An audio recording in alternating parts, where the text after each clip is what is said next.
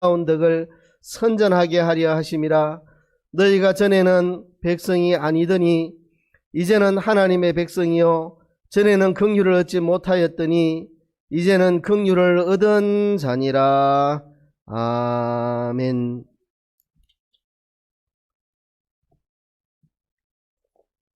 우리가 베드로전서를 계속해서 보고 있는데요. 베드로전서는 로마의 네로 황제의 기독교 대박해가 시작될 무렵 베드로 사도가 본도, 갈라디아, 갑바도기아, 아시아, 비두니아 지역에 흩어져 있는 기독교인들에게 편지를 보내서 고난 중에 어떻게 신앙생활을 해야 할지 가르쳐 준 내용들입니다. 1장에서 여러 가지 이야기를 하지만 핵심적인 단어 중에 하나가 거듭남입니다. 거듭남. 1장 3절에도 예수 그리스도의 죽은 자 가운데서 부활하심으로 말미암아 우리를 거듭나게 하사 산소망 있게 하시며 거듭남에 대해서 이야기를 했죠.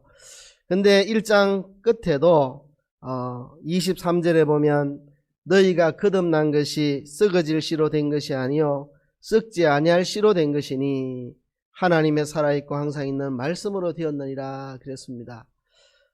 이 베드로전서 1장이 인사말 1절 2절을 빼면 이 거듭남으로 시작해서 거듭남으로 끝이 납니다.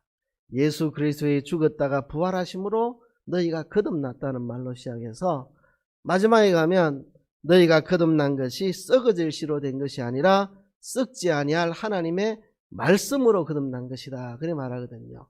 그래서 1장에서 거듭남이 굉장히 강조가 되어 있습니다. 우리는 예수님의 피로 말미암아 또 하나님의 말씀으로 말미암아 성령으로 말미암아 우리는 거듭난 하나님의 자녀들이다. 이것이 이 고난 중에 있는 성도들에게 힘과 용기가 되는 것입니다. 근데 2장은 1장에 이어서 우리의 성장에 대해서 영적인 성장에서 영적인 자라남에 대해서 이야기를 합니다. 갓난아이가 엄마의 젖을 먹고 무럭무럭 자라나는 것처럼 출생은 끝이 아니고 시작입니다. 우리의 영적인 출생도 마찬가지입니다. 우리의 영적인 출생인 거듭남도 이게 마지막이 아니라 새로운 시작입니다. 이제 거듭났으면 이제 나 구원받았네, 너 구원받았네, 우리 구원받았네, 할렐루야 끝 이렇게 되는 게 아니고 거듭났으면 이제 시작입니다. 자라남의 시작입니다. 성화의 시작입니다.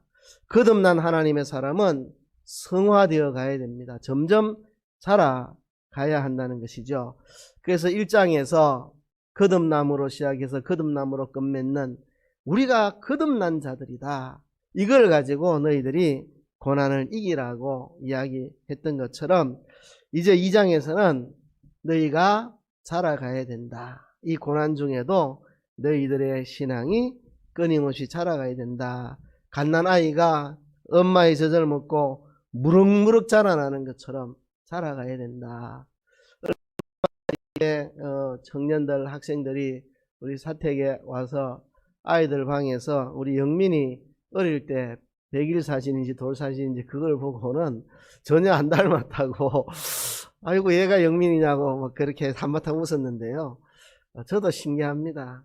그 조그마한 아이가 저만큼 커가지고 제가 이렇게 고개를 들어야 쳐다볼 수 있고 제가 뭐 하다가 못하는 일이 있으면 맡기면 저보다 더 잘하니까 옛날에는 애들이 하다 못하면 나와라 아빠가 해줄게 했는데 요즘은 제가 하다가 못하면 얘들아 와서 좀 해도 이렇게 역전이 됐는데 그러니까 갓난아이가 이렇게 쑥쑥쑥쑥 자라가는 것처럼 우리 신앙도 그렇게 쑥쑥쑥 자라가야 됩니다. 자라가야 돼요. 그 부분에 대해서 베드로전서 2장이 말씀하고 있습니다. 제가 1절부터 10절까지 읽었는데요. 이제 자라가라는 말씀인데 여러분들이 이해하기 쉽도록 두 부분으로 나누어서 이야기를 합니다. 1절부터 3절까지 제목을 붙이기를 성장을 시작하기 위하여. 이제 태어났으면 자라가야 되는데 자라가기 위해서는 어떻게 해야 되느냐. 뭘 해야 자라가느냐. 그 다음 이제 4절부터 10절까지는 계속해서 함께 성장하기 위하여, 이 자라가는 것이 끊임없이 계속해서 어떤 환난과 역경 속에도 계속해서 자라가고, 나만이 아니라 우리 모두가 함께 자라가기 위해서 어떻게 해야 하느냐. 그게 이제 4절부터 10절까지 이야기입니다. 자, 우선 1절부터 3절까지 성장을 시작하기 위해서, 이제 자라가기 위해서 어떻게 해야 되느냐. 세 가지 단어가 쓰였습니다. 첫째는 버리라는 말이 나옵니다. 1절은 버리라, 버리라. 2절은 사모하라. 3절은 맛보라. 그렇게 됐습니다. 버리라, 사모하라, 맛보라. 이 세 가지가 영적 성장을 시작하기 위해서 해야 될 것입니다. 자, 버리라, 사모하라, 맛보라. 성장하려면 버려야 될 게 있습니다. 우리가 식물을 키우다 보면 성장에 방해가 되는 게 있습니다. 어떤 게 방해가 됩니까? 잡초, 이 성장에 방해가 됩니다. 이 제거를 해줘야 됩니다. 병충해, 이 성장에 장애가 됩니다. 제거를 해줘야 됩니다. 근데 또 성장에 도움이 되는 게 있습니다. 거름을 줘야 되겠죠. 그죠? 물을 줘야 되고, 햇빛을 세게 해줘야 되고, 온도를 맞춰줘야 되고. 그러니까 버릴 게 있고 사모할 게 있어요. 자라가기 위해서 영적 성장에 치명적인 장애가 되는 요소들, 그걸 다 버려야 됩니다. 그리고 영적 성장에 필요한 것들이 있습니다. 그거를 사모해야 됩니다. 그리고 맛보아야 할 것이 있습니다. 그 세 가지 이야기를 1절부터 3절까지 합니다. 우선 영적 성장을 위해서 무엇을 버려야 하는가? 그게 5가지가 나열되어 있는데요.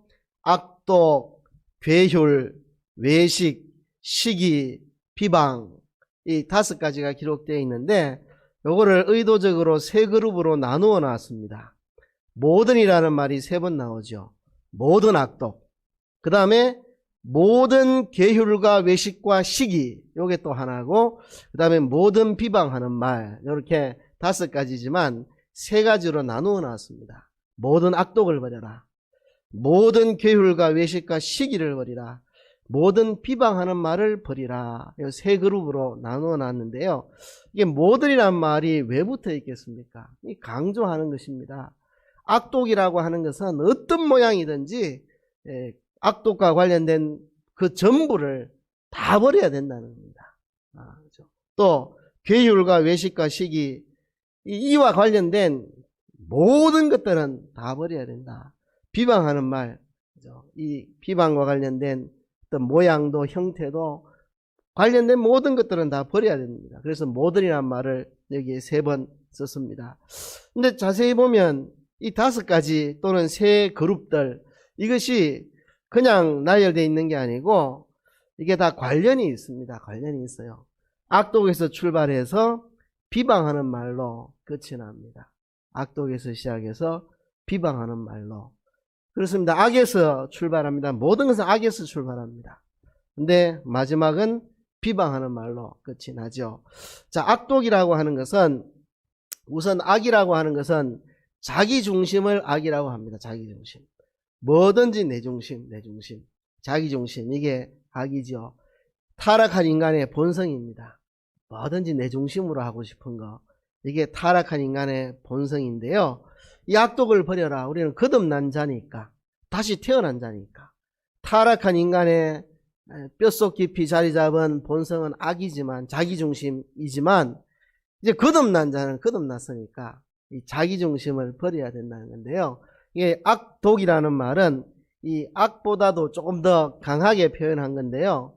모든 것을 자기중심으로 하기 때문에 내 중심으로 하기 위해서 남을 해치는, 남에게 피해를 끼치고 손해를 끼치고 상처를 주고 아픔을 주고 남의를 해하는, 해악을 끼치는, 그게 악독입니다.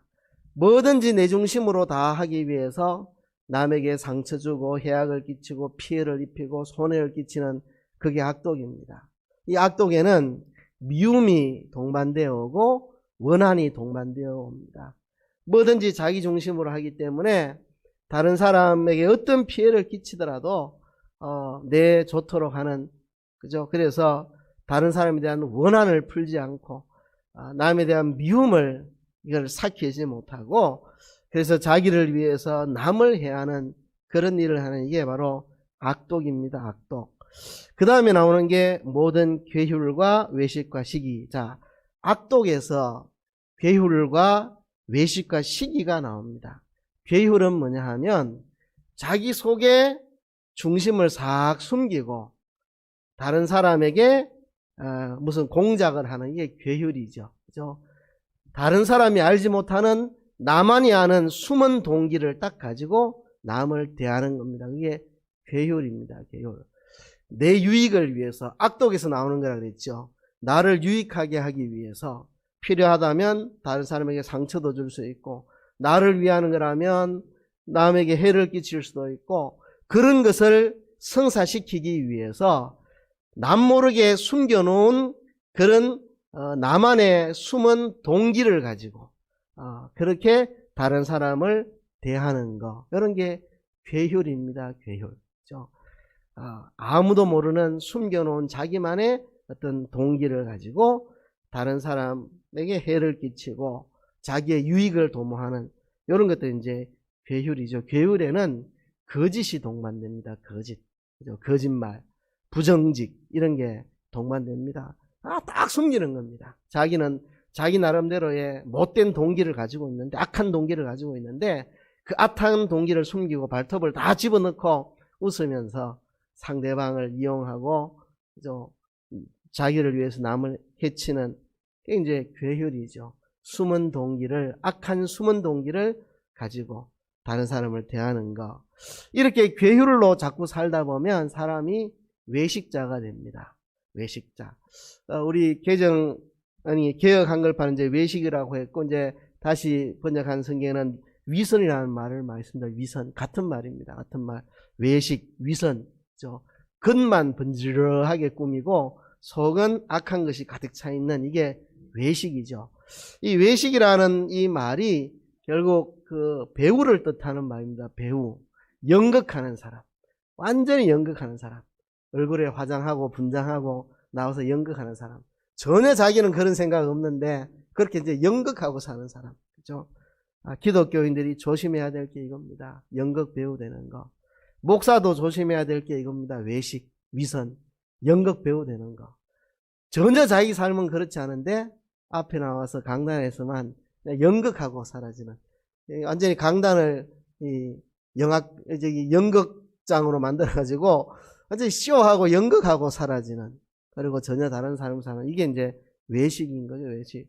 최근에도 뭐 공직자나 정치인들 자기들이 겉으로 내세운 것과 실제로 자기들이 사는 것과 전혀 다른 그런 것들이 드러나서 사회적인 문제가 되기도 했고, 또 그런 영화도 나왔습니다. 영화 제목을 제가 잊어버렸는데 우리 아이가 추천을 해서 같이 봤는데요.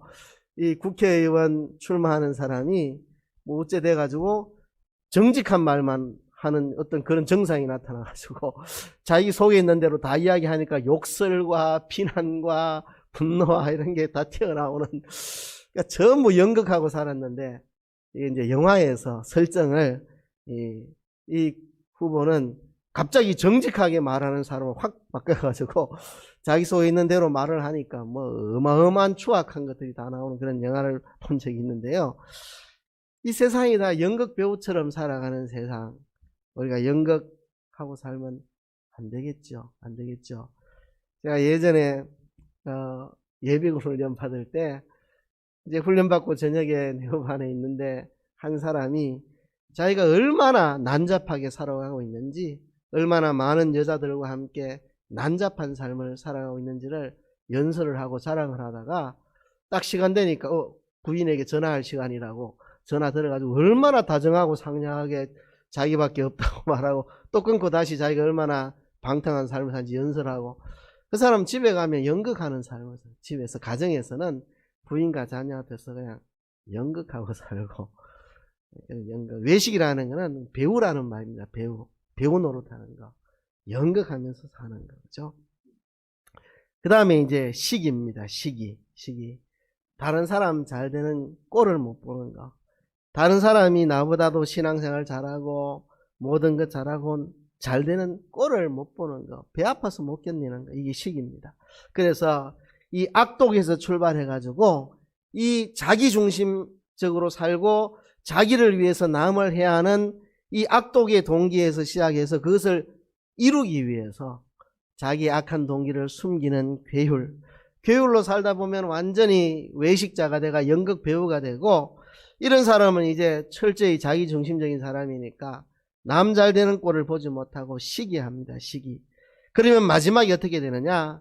모든 비방하는 말, 남을 비방하게 됩니다. 결국 남을 헐뜯고 인격을 깎아내리고 다른 사람의 인격을 모독하고 회방하고 그렇게 남을 헐뜯어 비방하는 말을 하게 되는 거죠. 악독에서 출발합니다. 악독. 그거를 이제 실현하기 위해서 괴유를 행하고, 그러다 보면 외식자가 되고 남을 시기하는 사람이 되고, 그러다 보면 남을 비방하고 깎아내리는 이런 사람이 된다는 거죠. 이것이 영적인 성장을 방해합니다. 거듭난 하나님의 사람이 자라가지 못하도록 막는 역할을 하니까 이거를 버리라고 하는 겁니다. 근데 악을 버린다고 할 때요, 이것 말고도 악이 많이 있겠죠.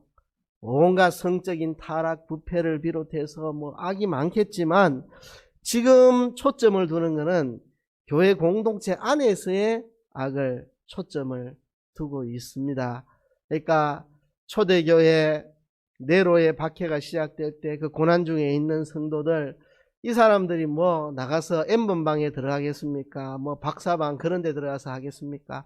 그런 걸 이야기하는 게 아니고, 그래도 믿음을 지켜보려고 하는 이 믿음의 공동체가 버리지 못하는 이 장애물, 이 사람들이 N번방에 들어가고 박사방에 들어가고 그런 짓은 안 했을지라도 그 타락한 도시에 그 휘황찬란한 더러운 문화 속에 빠져 있지는 않을지라도 이들이 교회 공동체 안에서 믿음 생활을 한다고 하면서도 버리지 못하고 있는 습관들, 거듭났다고 하면서도 못 버리고 있는 습관들, 이것 때문에 영적으로 자라지 못하는 교회 공동체 안에서의 이들의 모습, 여전히 악을 못 버리고 악독을 못 버려서 서로에게 자기의 악한 동기를 숨기고 거짓으로 다가가고 외식하고 위선하고 남을 시기하고 그래서 서로 비방하는 말, 이런 것들이 초대교회 고난 중에 있는 성도들이 자라가지 못하도록 막고 있는 거죠.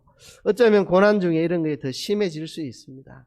어려움 속에서 서로 시기하고 서로 비방하고 네가 잘났니 내가 잘났니, 이럴 땐 이래 하는 게 맞다 저렇게 하는 게 맞다, 네 때문에 고난이 더 심하게 됐다 왜 그랬냐, 이래갖고 고난 중에 교회 공동체 안에 더 악독과 게을과 외식과 시기와 비방이 더 넘쳐날 수 있습니다. 그래서 베드로가 그것을 버리라고, 그것이 영적으로 자라가지 못하게 가로막고 있다고. 그럼 사모해야 될 게 뭐냐? 버릴 거 버리고 우리가 사모해야 될 것. 2절에 갓난 아이들 같이 순전하고 신령한 젖을 사모하라. 이는 이로 말미암아 너희로 구원에 이르도록 자라게 하려 함이라 그랬습니다. 거듭난 사람을 갓난 아이들처럼 이렇게 표현을 했습니다. 이제 갓난 아이가 젖을 먹고 자라나듯이 거듭난 사람은 신령한 젖인 하나님의 말씀을 먹고 자라는데요, 이렇게 해서 구원에 이르도록 자라게 하려 함이라 이랬습니다. 여기서 분명하게 드러나는 게 있습니다. 우리가 이미 구원을 받았지만, 거듭난 자는 이미 구원을 받았지만 그게 다 된 게 아니고 출발이고 구원에 이르도록 자라가야 된다. 아직 구원에 이르지 못했다는 겁니다. 그러니까 우리는 이미 구원을 받았지만 아직 구원에 이르지를 못한 자들입니다. 그죠? 이미 거듭나서 완전 사죄를 받았고 완전 하나님의 자녀가 되었지만 아직도 자라가야 될 목표치가 있다는 것입니다. 그리스도의 장성한 분량이 충만한 데까지 자라가야 되고, 그래서 그렇게 되는 것이 우리의 최종의 구원입니다. 그래서 구원에 이르도록 자라가야 된다. 이미 구원받았지만 아직 구원이 완성되지 못했습니다. 그래서 구원에 이르도록 우리는 자라가야 되는데, 자라가는데 버려야 될 게 거기 앞에 5가지 말했고, 우리가 사모해야 될 거, 갓난 아이들 같이 순전하고 신령한 젖을 사모하라. 갓난 아이들이요, 젖 안 주면 왱 하고 울어봅니다. 그리고 젖을 빠는데 이 손을 요렇게 움켜쥐고 발도 요렇게 해가지고, 그죠? 그래서 하는 말이 젖 먹던 힘을 다 해가지고 한번 해봐라. 그러네. 젖 먹던 힘을 다 해가지고, 젖 먹을 때 손과 발을 요래가지고 꼭 힘을 주고 젖을 빨아먹는다고요. 이게 이제 갓난 아이들이 젖을 사모하는 건데, 그것처럼 어린아이들이 그렇게 용을 써가며 젖을 빨아먹고 금방금방 자랍니다. 한 달 있다가 보면 얘가 이만큼 자랐나, 한 달 있다가 보면 와 이만큼 자랐나. 아이들이 숭숭 자랍니다. 그것처럼 갓난아이들이 그렇게 젖을 사모하고 젖을 먹고 자라는 것처럼 너희도 신령한 젖인 하나님의 말씀을 먹고 자라가야 된다 하는 것입니다. 우리 베드로전서 1장 끝에서 너희가 거듭난 것이 썩어질 씨로 된 것이 아니고 썩지 아니할 씨로 된 것이니 하나님의 살아있고 항상 있는 말씀으로 되었느니라. 그러므로 모든 육체는 풀과 같고 그 모든 영광이 풀의 꽃과 같으니 풀은 마르고 꽃은 떨어지되 오직 주의 말씀은 세세토록 있도다 하였으니 너희에게 전한 복음이 이 말씀이니라. 베드로전서 1장이 말씀을 강조하며 끝이 나고 있죠. 바로 그 이야기입니다. 너희가 거듭난 것이 하나님의 말씀으로 되었으니 너희가 이 말씀을 사모하고 말씀을 먹고 자라가야 된다 하는 것입니다. 여러분 또 이리로 돌아왔습니다. 하나님의 말씀을 먹으라고. 하나님의 말씀을 먹으라고. 여러분들 중에 또 마음에 부담이 확 되는 분도 있을 겁니다. 또 성경 읽으라는 이야기냐? 예, 그 이야기입니다. 그 이야기예요. 제가 말하지 않아도 성경이 그래 말을 해줍니다. 여러분 말씀을 먹지 않고 자라갈 방법이 없습니다. 이게 신령한 젖을 먹는다고 할 때 말씀을 먹는 거는요, 성경을 읽고 그것을 묵상하고 그 설교를 듣고 배워서 내 삶 속에 말씀이 적용될 때 그때 자라가는 겁니다. 말씀이 내 삶 속에 적용될 때 무슨 행동을 하려고 하다가도 성경이 이렇게 말했지, 하나님이 이렇게 말씀하셨지, 그래서 내가 과거에는 이렇게 했지만 이제부터 저렇게 해야 되겠다. 그렇게 말씀이 내게 읽혀지고 또 예배 시간에 들려지고 한 이것이 내 삶에 들어갔을 때, 여러분들의 삶의 현장으로 들어갔을 때 그것을 되새기며 묵상하며 그 말씀이 여러분 삶에 적용이 될 때, 그 말씀이 여러분 삶의 역사에서 여러분의 생각을 바꾸고 행동을 바꾸고 삶을 바꿀 때 그때 자라가는 겁니다. 그때 자라가는 거예요. 그래서 신령한 젖을 사모하라. 갓난아이들 같이 순전하고 신령한 젖을 사모하라. 그렇죠? 이제 예수 믿고 거듭난 사람은 갓난아이고 30년 전에 예수 믿고 거듭났는데 잘 못 자라고 있는 사람도 갓난아이고, 그렇죠? 또 30년 전에 예수 믿고 잘 자라다가 중단된 사람도 갓난아이와 같은 상태입니다. 그러니까 우리가 빨리 하나님의 말씀 순전하고 신령한 젖을 먹고 자라가야 됩니다. 자라가야. 그래서 구원에 이르도록 자라게 하려 함이라. 우리가 구원을 다 이룬 게 아닙니다. 그죠? 우리가 거듭나서 기본 구원을 받았지만 그게 끝이 아니고 그거는 시작입니다. 시작. 이제 시작점에 와 있는 겁니다. 우리가 성화 구원을 이루기 위해서 계속 하나님의 말씀을 먹고 자라가야 되는 겁니다. 구원에 이르도록 자라게 하려 함이라. 많은 사람들을 방심하게 하는 게 뭐냐 하면, 나 거듭났다, 나 구원받았네, 너 구원받았네, 우리 구원받았네, 할렐루야, 다 끝났다. 이게 사람들의 성장을 방해시킵니다. 구원에 이르도록 자라게 하라. 아직 나 구원에 이르지 못했다. 어떤 측면에서는 나는 이미 구원에 이르렀다. 기본 구원에 대해서 나는 구원에 이르렀지만 그러나 성화에 있어서는 내가 아직도 구원에 이르지 못했다. 그래서 자라가야 된다. 자라가기 위해서는 하나님의 말씀을 사모해야 된다. 사모하는 것은요, 정말 간절히 바라고 갈망하고 땡겨야 됩니다. 그러니까 부모들이 걱정하는 게 뭡니까? 자녀들 입맛 없으면 걱정합니다. 잘 먹어야 크는데 입맛이 없으면, 음식에 대해서 사모하는 마음이 없으면 이제 못 자라는 거죠. 가족들도, 어르신들도 입맛이 떨어지면 가족들이 걱정합니다. 우리 아버지, 우리 어머니 입맛이 떨어져가지고 뭐든지 안 드실라 한다면 자녀들이 걱정하기 시작하거든요. 그러니까 이 사모한다는 그겁니다. 땡겨야죠. 하나님의 말씀이 땡겨야죠. 먹고 싶고, 그죠? 그래야만 건강하게 살아갑니다. 하나님의 말씀이 안 먹고 싶으면 예배 시간만 되면 설교 언제 끝나나 시계만 보고 그러면 이게 안 자라갑니다. 말씀을 사모하는 마음이 있어야.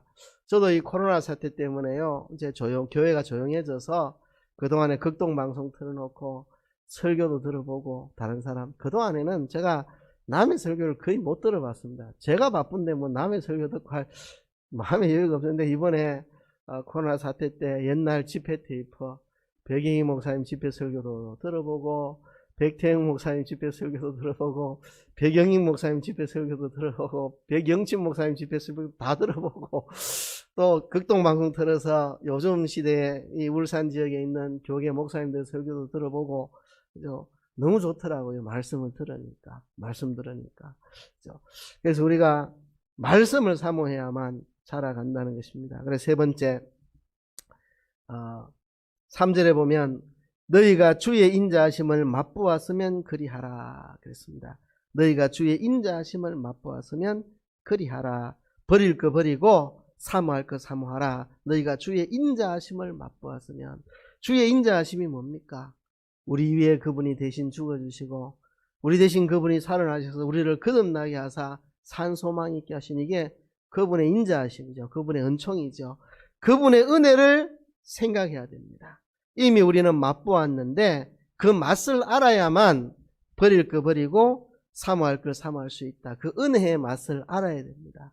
그 은총, 그죠? 나 같은 죄인 살리신 주 은혜 고마워. 그 은혜가 가슴 속에 항상 있어야 그 사람이 버릴 걸 버릴 수 있고 사모할 걸 사모할 수 있고 그 사람이 자라갑니다. 은혜가 메마른 사람은 절대 안 자라갑니다.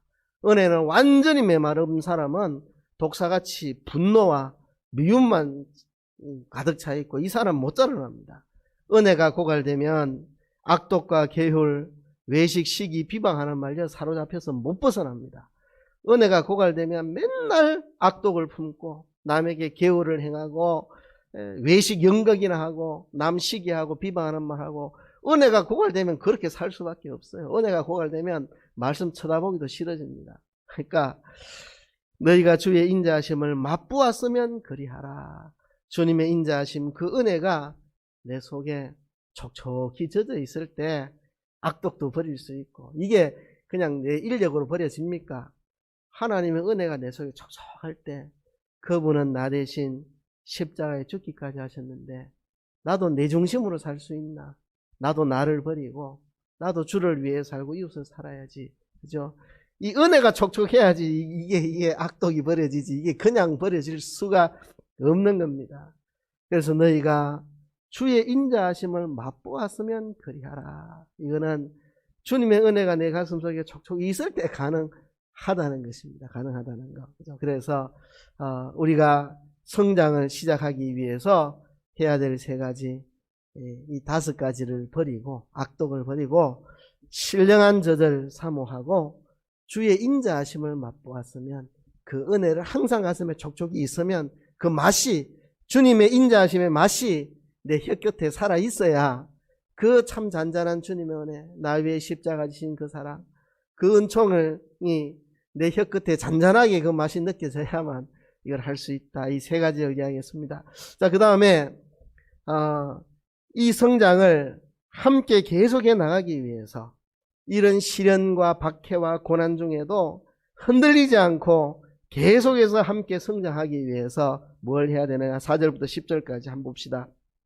거기는 3가지가 나오는데요. 산돌이신 예수님께 나아오라. 산돌이신 예수님께 나아가야 됩니다. 산돌이신 예수님께 나아가라. 그 다음에 산돌과 같이 신령한 집으로 세워지라. 우리도 산돌이신 예수님처럼 산돌이 되어서 신령한 집으로 세워져야 한다. 그 다음에 3번째가 거룩한 제사장이 되라 하는 것입니다. 자, 4절부터 5절까지 이 3가지가 다 나옵니다. 4절부터 5절까지 3가지가 다 나오고 그 3가지를 6절부터 10절까지 한번 설명을 하는 겁니다. 그러니까 4절부터 6절까지만 보면, 4절부터 5절까지만 보면 됩니다. 6절부터 10절은 같은 이야기를 자세하게 설명하고 있는 겁니다. 4절부터 5절까지 보면 사람에게는 버림바가 되었으나 하나님께는 택하심을 입은 보배로운 산돌이신 예수에게 나아와. 산돌이신 예수님께 나아오라는 겁니다. 산돌이신 예수님께 나오라. 그 다음에 두 번째는 너희도 산돌같이 신령한 집으로 세워지고, 이제 산돌이신 예수님께 나왔으면 우리도 산돌이 되어가지고 신령한 집으로 세워져야 되고, 세 번째, 예수 그리스도로 말미암아 하나님이 기쁘게 받으실 신령한 제사를 드릴 거룩한 제사장이 될지라. 이제 너희는 거룩한 제사장이 되어야 된다. 거룩한 제사장. 그래야만 이런 환난 중에도 계속해서 성장하며 다른 사람과 함께 더불어 성장해 갈 수 있다는 거죠. 세 가지. 첫째는 산돌이신 예수님께 나오라. 두 번째는 산돌같이 신령한 집으로 세워져라. 세 번째는 거룩한 제사장이 되라. 자, 하나하나 살펴봅시다. 산돌이신 예수님께 나오라는 말이 뭐겠습니까? 자, 예수님은 사람들에게는 버림받았습니다. 유대인들의 예수님을 믿지 않았습니다. 배척했습니다. 예수님을 버렸습니다. 그래서 예수님을 십자가에 못 박았습니다. 그죠? 그들은 예수님을 버렸습니다. 사람들에게 버림받았습니다. 또 많은 사람들이 복음을 전할 때 예수님을 구주로 받아들이지 않고 버렸습니다. 사람들에게 버림받았지만 하나님께는 택하심을 입은 보배로운 산돌이신 예수께 나와, 사람들에게는 버림받았지만 하나님에게는 택하심을 입은 보배로운 산돌이시다. 예수님은 그 예수님께 나오라는 겁니다. 그 예수님을 바라보고 그 예수님을 본받고 그 예수님을 깊이 생각하고, 그래야만 고난 중에 우리가 자라갈 수가 있습니다. 계속 자라갈 수가 있습니다. 그죠? 지금 이 초대교회 성도들이 네로의 박해로, 로마의 대박해로 극심한 박해 속에 있는데, 예수님도 그랬다니. 예수님도 사람들에게는 버림받았으나 하나님께는 택하심을 입은 산돌이셨던 것처럼 너희들도 그분 앞에 나와서 그분을 바라볼 때 이렇게 세상에서 믿음 지켜 살아가는 게 힘들고 고생스럽고 어려워도, 세상에게는 버림받았을지라도 하나님께는 택하심을 받은 예수님을 바라보면서 나도 세상 사람들에게는 미움을 받고 따돌림을 받아도 하나님이 보실 때는 택하신 보배로운 하나님의 백성이 되어야 되겠다. 이 정신이 있어야만 그 핍박과 환난 속에서도 흔들리지 않고 신앙이 계속 자라갈 수 있다는 거죠. 그래서 사람에게는 버림받았으나 하나님께는 택하심을 입은 보배로운 산돌이신 예수님께 나와라. 그래야만 너희 힘 가지고는 안 된다. 예수님께 나와야 된다는 거죠. 악독, 괴율 이런 거 버리고 신령한 저절 사모하고 이렇게 한다 하지만 결국 그 3절에서 너희가 주의 인자하심을 맛보았으면 그리하라. 주의 인자하심을 이야기했잖아요. 이게 연결고리입니다. 주의 인자하심 연결고리입니다. 결국 이 주의 인자하심이라는 연결고리를 통해서 무슨 이야기로 연결되느냐?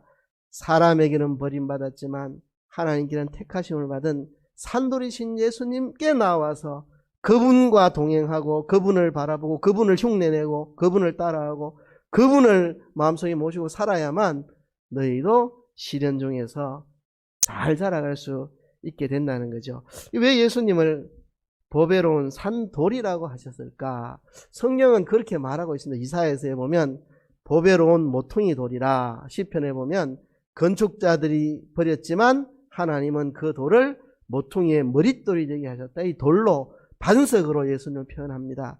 왜 그렇게 표현했을까? 그것은 예수님이 교회의 기초가 되기 때문에, 예수님이 교회의 기초입니다. 교회는 성경의 집으로 지어져 가는 거. 지어져 가는데, 이제 돌을 쌓아가지고 집을 지어 가잖아요. 예수님이 바로 그 교회라고 하는 이 공동체, 그리스도의 몸인 이 공동체를 세워나가는 기초가 되시는 분이기 때문에 산돌이라, 우리에게 생명을 주는, 그분은 살아있고 우리에게 생명을 주시는, 그래서 이 생명을 가진 공동체, 교회 공동체를 만들어가는 기초가 되는 돌이 되셨다. 세상 사람들은 그를 믿지 않고 십자가에 못 박고 버리고 했지만 하나님은 그를 택하신 보배로운 산돌로 세워서 교회의 기초로 이렇게 삼으셨다는 거죠. 그 예수님께 나와야만 우리도 어떤 어려움이 와도, 사람들이 우리를 버릴지라도, 예수 믿는 것 때문에 우리를 싫어하고 외면할지라도 흔들리지 않고 우리는 하나님의 택하신 보배로운 산돌로 우리가 살아갈 수 있으니까 먼저 사람에게 버림받았으나 택하심을 받은 보배로운 산돌이신 예수님께 나오라는 겁니다. 그 다음에 나와왔으면 그 다음에 해야 될 게 너희도 산돌같이 신령한 집으로 세워지고 너희도 산돌처럼 예수님처럼 신령한 집으로 세워져야 한다. 그러니까 나 혼자만이 아니고 이 교회 공동체 안에 함께 이 그리스도의 몸인 교회를 세워나가야 된다는 거죠. 예수님을 성경에 모퉁이 돌이라고도 말했고 머릿돌이라고 말했습니다. 모퉁이 돌은 뭡니까? 이 집을 지을 때 모퉁이에 있는 기초돌입니다. 이게 아주 중요합니다. 이 모퉁이에 있는 이 돌 기초돌을 통해서 이 벽과 저 벽이 이렇게 이어져서 세워져 나가잖아요. 그러니까 교회의 기초가 된다는 건데요. 결국 예수님을 기초로 해서 우리가 이렇게 지어져 나가야 된다는 거죠. 우린 전부 돌입니다. 돌. 여러분 전부 돌들이 앉아 계시는 겁니다. 우리가 산돌. 이 전부 산돌로 그죠? 이렇게 서로 연합해가지고 그죠? 앞에서 왜 악독 계율 이런 거 버리라 했는지 알겠죠?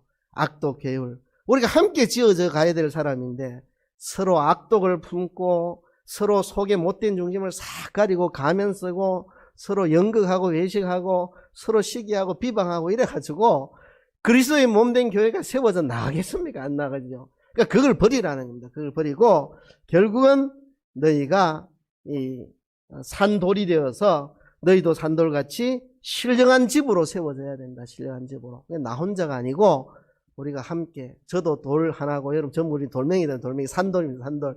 예수님처럼 산돌이 돼가지고 서로 이렇게 끼어가지고 교회 공동체를 만들어 나가야 된다 하는 것입니다. 그 다음 그래야만 우리가 자라가는 겁니다. 내가 예수 믿고 거듭났다고 이게 다 끝난 게 아니고 이 자라가야 돼. 자라간다는 것은 교회 공동체를 떠나 자라간다는 게 있을 수 없습니다. 신앙생활 혼자 하는 게 아닙니다. 뭐 어떤 사람들 무교회주의 교회 꼭 나가야 되나? 난 집에서 혼자 예배하고 혼자 지금 이제 코로나 때문에 일시적으로 가정에서 부득이하게 예배하는 거 말고요. 그거 말고 적지 않은 사람들이 나 예수 믿으면 내가 교회지 뭐 꼭 교회 나가야 되나? 그건 잘못된 것입니다. 여기 지금 자라가는 거는 혼자 자라가는 건 있을 수가 없어요. 분명히 악독, 계율, 외식이 다 버리고 신령한 것을 사모하고 산돌이신 예수님께 나와서 너희가 함께 집을 만들어 가야 되는 겁니다. 나 혼자서 할 수 있는 일이 아닙니다. 성장은 영적 성장은 나 혼자서 되는 게 아닙니다. 때로는 내 마음에 안 들고 때로는 내하고 스타일 안 맞아도 그 사람하고 어쨌든지 돌을 끼워 맞춰가지고 집을 지어 나가야 되는 것이지 뭐 혼자 집에서 외톨이로 난 신앙이 자라가겠다 그런 건 없습니다. 이 자라감이라고 하는 거는 오늘 본문에 그랬잖아요. 산돌처럼 너희가 집으로 세워져 나가야 된다. 집이 돼야 되는 거지 돌멩이 혼자 있으면 안 돼요. 그죠? 우리가 다 해서 집을 만들어야 돼요. 서로 사랑하고 서로 하나 돼가지고 이 집을 만들어 가야 됩니다. 그 다음에 나오는 것이 제사장이 되라는 겁니다. 예수 그리스도로 말미암아 하나님이 기쁘시게 받으실 신령한 제사를 드릴 거룩한 제사장이 되라 이랬습니다. 제사장은 하나님께 신령한 제사를 드리는 사람. 근데 이 신령한 제사는 이제 다른 성경의 도움을 빌면 로마서 같은 데서 보면 너희가 이제 구원을 받았으면 너희 몸을 하나님이 기뻐하시는 거룩한 산 제사로 드리라. 이는 너희의 드릴 영적 예배들이라. 우리의 몸을 하나님 앞에 산 제물로 드리는 것을 영적 예배라고 신령한 제사라고 그래 말했습니다. 그러니까 우리 자신을 우리의 몸과 소유와 시간을 주를 위해 드려서 하나님이 기뻐 받으시는 신령한 제사를 드리는 제사장이 되고 또 뒤에 가면 제사장의 역할이 또 다른 게 하나 더 나옵니다. 우리가 받은 이 구원의 아름다운 덕을 선전하는 것. 그게 또 제사장의 역할로 또 뒤에 나옵니다. 9절에 가면 우리가 받은 구원의 아름다운 덕을 선전하는 게 제사장 역할입니다. 그러니까 내 자신이 하나님이 기뻐 받으시는 거룩한 산제사를 드리는 제사장이 되어서 내 자신을 하나님께 드릴 뿐만 아니라 이 구원을 다른 사람에게 전파하는 제사장이 그런 역할이거든요. 하나님과 죄인 사이를 연결시켜 다리 놓는 사람을 제사장이라 그러죠. 중보자, 중보하는 사람, 하나님과 세상을 중보하는 사람. 그 중보자가 되려면 먼저 내 자신이 거룩한 산제사로 내 자신을 하나님께 드리고 그리고 이 구원의 덕을 세상에게 널리 전함으로 제사장 역할을 할 수 있다. 이렇게 함으로 너희가 자라간다. 세 가지입니다. 먼저는 산돌이신 예수님께 나와라. 예수님도 사람에게는 버림받았으나 하나님은 그를 택하신 보배로운 모퉁이 머릿돌로 삼으셨다. 그분에게 나와서 그분을 본받아야 고난 중에도 너희들이 낙심치 않고 자라갈 수 있다. 그리고 그분을 모퉁이 돌로 해서 너희들이 함께 집을 만들어 나가야 된다. 거룩한 공동체를 만들어 나가야 된다. 그래서 너희는 내 자신을 하나님께 소유한 몸과 생명을 하나님께 드리는 산제사를 드리고 하나님께 받은 이 구원을 세상에 널리 전하는 제사장 역할을 할 때 너희들이 자라가게 된다. 그래서 6절부터 10절은 그거 설명하는 겁니다. 6절부터 읽어보면 경에 기록하였으되 보라 내가 택한 보배롭고 요긴한 모퉁이 돌을 시온에 두노니 저를 믿는 자는 부끄러움을 당하지 아니하리라 하였으니 이사야서입니다. 이사야서. 내가 택한 보배롭고 요긴한 모퉁이 돌을 시온에 두노니 저를 믿는 자는 부끄러움을 당치 아니하. 이사야서. 그 다음에 7절에 보면 그러므로 믿는 너희에게는 보배이나 믿지 아니하는 자에게는 건축자들이 버린 그 돌이 모퉁이의 머릿돌이 되고 또한 부딪히는 돌과 거치는 반석이 되었다. 이거는 시편에 나와요. 시편에 나오는 거. 건축자들이 버린 돌이 모퉁이의 머릿돌이 되었다. 그죠? 하나님의 나라의 일꾼이라고 자처하는 제사장, 바리새인 이 사람들이 예수님을 버렸죠. 그렇지만 하나님은 이 교회를 세우는 모퉁이의 머릿돌이 되게 하셨다. 근데 많은 사람이 믿지 않았다. 그래서 부딪히는 돌과 거치는 반석이 되었다. 저들은 말씀을 순종치 아니함으로 넘어지나니 이는 하나님이 이렇게 정하신 것이다. 그러니까 많은 사람들이 예수님을 믿지 않고 교회를 핍박하는 걸 이상하게 생각하지 말아라. 예수님은 건축자들에게 버린 돌인데 모퉁이의 머릿돌이 된 것처럼 오늘도 마찬가지로 예수님을 믿지 않고 예수님 사람을 핍박하는 그런 사람들이 있다. 이 사람들은 예수님이 그들에게 걸림돌, 우리에게는 모퉁이의 머릿돌이지만 그들에게는 걸림돌이 되어서 그들은 예수를 인해서 멸망의 길로 그들은 가게 될 것이다. 그건 하나님이 정하신 것이니까 그런 줄 알고 환난이 와도 건축자들에게 버림받았으나 모퉁이의 머릿돌이 되신 예수님께 나와서 너희도 산돌처럼 예수님을 모퉁이 돌로 해서 아름답게 교회로 세워져 나가라. 그리고 너희는 제사장이 되라. 9절에 보면 오직 너희는 택하신 족속이요 왕같은 제사장들이요 거룩한 나라와 그의 소유된 백성이니 이는 너희를 어두운 데서 불러내어 그의 기이한 빛에 들어가게 하신 자의 아름다운 덕을 선전하게 하리 하심이라. 앞에서는 그냥 간단하게 제사장이 되라, 산제사를 드리라 이렇게만 말했는데 이제 자세하게 설명을 합니다. 택하신 족속, 세상에서 너희들은 구별받은 택한 족속이고 거룩한 나라고 그의 소유가 된 백성이고 그러니까 너희는 이제 왕같은 제사장들이 되었으니까 너희는 왕같은 제사장들로서 너희를 어두움에서 빛으로 불러내신 그 구원의 덕을, 아름다운 덕을 선전하는 이제 제사장으로 너희들이 세상 속에서 살아라. 그러니까 세상이 핍박하고 하는 거 이상하게 생각하지 말고 그분은 버린 돌이나 모퉁이 머릿돌이 됐으니까 그러나 그들을 버린 자들은 멸망할 것이고 그들을 믿는 자는 구원받을 것이니까 핍박에 대해서 이상하게 생각하지 말고 오히려 너희들이 제사장으로 하나님께 산제사를 드리고 이 구원의 덕을 세상에 자신있게 당당하게 전파하는 그런 사람이 되라고 그렇게 말씀을 하는 겁니다. 그래서 오늘 본문 한마디로 말하면 자라가라는 거. 그죠? 자라가기 위해서 세 가지를 시작해야 되고 그리고 계속해서 고난 중에서도 성장해 가기 위해서 산돌 예수님께 나와서 우리도 산돌처럼 함께 연합해서 자라가야 되고 그죠? 우리가 제사장으로서 산제사를 내 자신을 하나님께 드리고 그리고 하나님의 구원의 덕을 남들에게 자랑하며 다니는 그런 사람이 될 때 너희들이 자라간다. 이 고난 중에 잘 자라가라 말씀합니다. 우리도 이렇게 믿음이 잘 자라가는 저와 여러분 되기를 주의 이름으로 축복합니다. 말씀을 생각